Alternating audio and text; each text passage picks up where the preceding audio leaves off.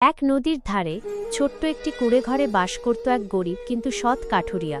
প্রতিদিন সে নদীর পাশের জঙ্গলে কাঠ কাটত আর সন্ধ্যায় সেই কাঠ বিক্রি করে কোনোমতে সংসার চালাত।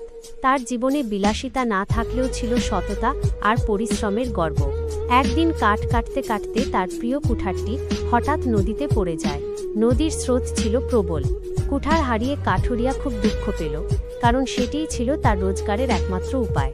সে নদীর ধারে বসে কাঁদতে লাগল। হঠাৎ নদীর পানি ঢেউ তুলে সামনে এল এক অপূর্ব সুন্দর জলপরী। তার কণ্ঠ ছিল সুরেলা, চোখে ছিল মায়া। জলপরী জিজ্ঞেস করল, কেন তুমি কাঁদছ? কাঠুরিয়া সব সত্যি কথা খুলে বলল। জলপরী তখন নদীর গভীরে ডুব দিল। কিছুক্ষণ পর উঠে এল সোনার কুঠার নিয়ে। কাঠুরিয়া বলল, এটা আমার নয়।